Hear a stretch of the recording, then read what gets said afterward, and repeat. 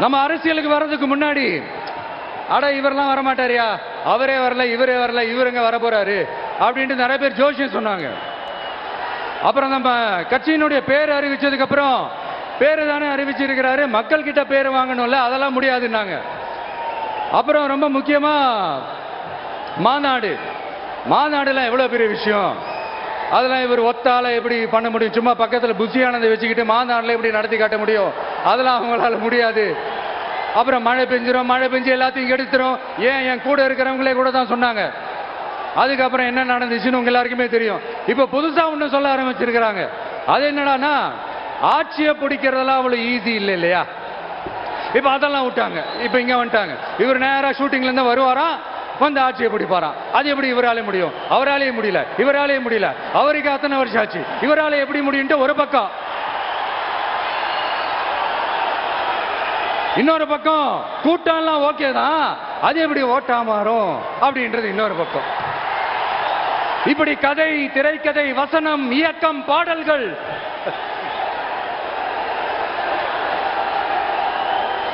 அதனால இந்த அரசியல் ஆய்வாளர்களுக்கு நான் சொல்றதெல்லாம் ஒன்னேதான், நல்லா கேட்டுக்கங்க. இந்த விஜய் ஏதோ இந்த பல லட்சம் பேர் கூடுற கூட்டத்தில் மட்டுமே இருக்கிறாரு அப்படின்னு மட்டும் தப்பு கணக்கு போட்டாதீங்க. ஏன்னா நம்மளுடைய இந்த கூட்டம் வெறும் ஓட்டா மட்டும் இல்லைங்க, வரப்போற தேர்தலில் மக்கள் விரோத ஆட்சியாளர்களுக்கு நாம வைக்க போற வேட்டா, நம்மளை கோட்டைக்கு அனுப்ப போற ரூட்டா இருக்க போதுன்னு சீக்கிரமாவே தெரிஞ்சுப்பீங்க. ஏன்னா கோடிக்கணக்கானவங்களோட ஹார்ட்லயும் வீட்லயும் ஏற்கனவே ஆல்ரெடி உயிரா, உணர்வா, உறவா இருக்கிறோம். நம்மளுடைய கனெக்ட் எல்லாம் வெறும் மக்களோட மட்டும்தான். நாம யாருன்னு அவங்களுக்கு தெரியும், அவங்க யாருன்னு நமக்கு தெரியும், நாமளும் நம்ம மக்களும் எப்படி இருக்கிறோம்னு எதிரிங்களுக்கு நல்லாவே தெரியும். இருந்தாலும் இந்த விஜய் எதுக்குப்பா வந்திருக்கிறாரு, இவர் என்ன புதுசா என்ன திட்டம்லாம் சொல்லிட்டாரு அப்படின்னு வேற நிறைய கேள்விகள். இந்த சொல்றேன் தெரிஞ்சுக்கங்க. பெண் குழந்தைகள், பெண்கள் மற்றும் வயசானவங்களோட பாதுகாப்புல தான் நம்ம பிரையாரிட்டியே. அடுத்து இளைஞர்கள், உழவர்கள், உழைப்பாளர்கள், நெசவாளர்கள், மீனவர்கள், ஆதரவற்ற முதியோர்கள், மாற்றுத்திறனாளிகள், மூன்றாம் பால் இனத்தவர்கள்னு இன்னும் யாருக்கெல்லாம் கவர்மெண்டோட ஒரு ஸ்பெஷல் அட்டென்ஷன் தேவையோ அவங்க எல்லாருக்குமான ஒரு கவர்மெண்ட் அமைக்கிறது தான் நம்ம இலக்கே. நான் ஏற்கனவே சொன்னது தான் நான் திரும்பவும் சொல்றேன். நம்மளுடைய இந்த தமிழக வெற்றி கழகம் ஏதோ அரசியல் ஆதாயத்துக்காக தொடங்கப்பட்ட கட்சியெல்லாம் கிடையாதுங்க. கொள்கை கோட்பாடுகளோடு தந்தை பெரியார், பெருந்தலைவர் காமராஜர், அண்ணல் அம்பேத்கர், வீரமங்க வேலு நாச்சியார், மக்கள் சேவகர் அஞ்சலை அம்மாள், நம்மளுடைய 5 கொள்கை தலைவர்களோட வழிகாட்டுதல்களோடு தொடங்கப்பட்ட கட்சி. நம்ம ஸ்டாண்ட்ல நாம எப்பவுமே ஸ்ட்ராங்கா தாங்க இருக்கிறோம். அதுல எந்த மாற்றத்துக்கோ எந்த சமரசத்துக்கோ துளி கூட இடமில்லை. நம்மளுடைய ஒரே கொள்கை எதிரி பாஜக தான். நம்மளுடைய ஒரே அரசியல் எதிரி திமுக தான்.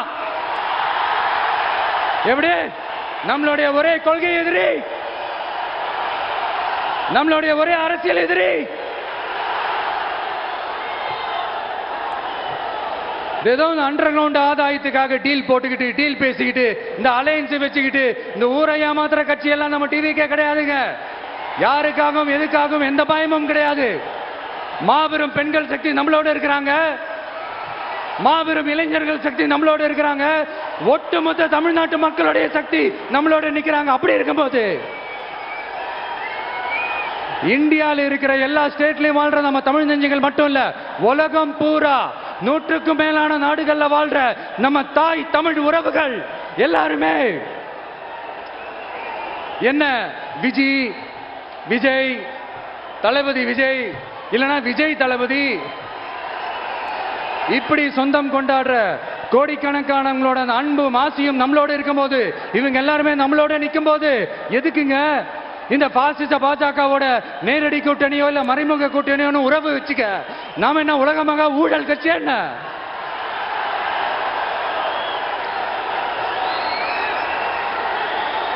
நம்மளை பத்தி சின்னதா ஒரு உண்மை ஒண்ணு சொல்லலாமா? என்னடா இவர் வாயால இப்படி சொல்றாருன்ட்டு யாரும் தவறா நினைச்சுக்க வேணாம். ஏன்னா இது ஒரு விதத்துல ஒரு ஃபேக்டும் கூட, அதனாலதான் நான் சொல்லணும்னு ஆசைப்படுறேன். நம்ம யார் தெரியும்ல? நாம எல்லாருமே சொல்றேன், நாம யார் தெரியும்ல? இந்தியாவின் மாபெரும் மக்கள் சக்தி கொண்ட ஒரு மகத்தான வெகுஜன மக்கள் படை.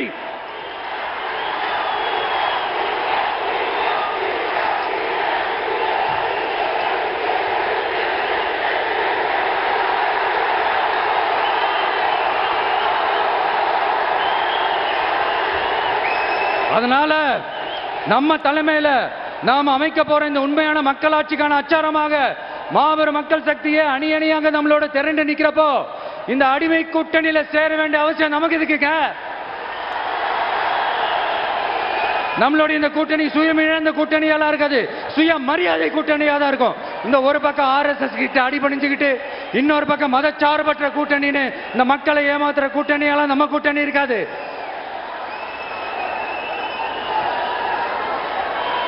நான் இப்பவும் சொல்றேன், நம்மளை நம்பி வர்றவங்களுக்கு ஆட்சியிலும் அதிகாரத்திலும் உறுதியாக பங்களிப்பு செய்யப்படும். உடனே இந்த கேள்விகள்லாம் வரும். அப்ப யாரு கூட்டணி, யாரு வரா, யாரு போறா, இந்த கேள்விகள்லாம் வரும். இந்த கேள்விகளுக்கெல்லாம் ஒரே ஒரு பதில் தான், சஸ்பென்ஸ்ல சஞ்சாரம் செய்யுங்க. ஆனா ஒண்ணு, 2026 2 பேருக்கு நடுவுல தான் போட்டியே. ஒன்னு TVK, இன்னொன்னு DMK. இந்த போட்டி எப்படி இருக்க போதுன்னா, இந்த அலையன்ஸை வச்சு எப்படியாவது நம்ம தப்பிச்சிடலாம். என்ன இந்த அறத பழைய இந்த மேத்தமேட்டிக்ஸ், அரித்மேட்டிக்ஸ் இதெல்லாம் வச்சு எப்படியாவது நம்ம தப்பிச்சிடலாம் அப்படின்னு நினைக்கிறவங்களோட அந்த கனவு ஒரு நாளும் மைப்படாது. சரி, இப்ப நம்ம வேற ஒரு ஏரியாவுக்கு ஒன்று வருவோம். எதிர்காலம் வரும், என் கடமை வரும், இந்த கூட்டத்தின் ஆட்டத்தை ஒழிப்பேன்.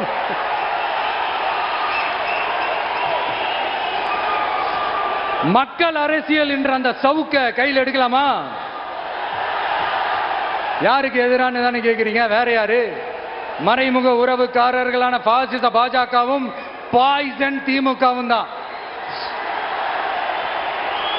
மாண்புமிகு பிரதமர் நரேந்திர மோடிஜி அவர்களே 3வது முறையா ஒன்றியத்தோட ஆட்சி அதிகாரத்தை நீங்க தானே கையில் வச்சிருக்கிறீங்க. இல்ல, நாங்க தெரியாம தான் கேட்கிறோம். நீங்க ஆட்சிக்கு வந்தது ஒட்டுமொத்த மக்களுக்கும் நல்லது செய்யவா, இல்ல நம்மளுடைய இந்த இஸ்லாமிய நண்பர்களுக்கும் இஸ்லாமிய தோழர்களுக்கும் எதிராக சதி செய்யவா? மக்களுக்கு உங்ககிட்ட கேட்கறதுக்குன்னு ஏராளமான கேள்விகள் இருக்குது. அதனால அவங்க சார்பா, அவங்கள ஒருத்தனா, அவங்களோட ஒரு உண்மையான ஒரு பிரதிநிதியா உங்ககிட்ட சில கேள்விகள் கேட்கணும். மிஸ்டர் பிரைம் மினிஸ்டர் அவர்களே,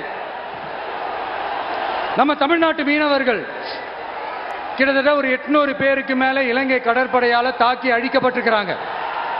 அதை கண்டிக்கிறதுக்காக உங்களை பெருசா எதுவும் செய்ய சொல்லல, சின்னதா ஒண்ணு மட்டும் செஞ்சு கொடுங்க. இனிமேலாச்சும் எங்களுடைய மீனவர்கள் பாதுகாப்பா இருக்கிறதுக்காக இந்த கச்சத்தீவை இலங்கை கிட்ட இருந்து மீட்டு கொடுத்துருங்க, அது போதும்.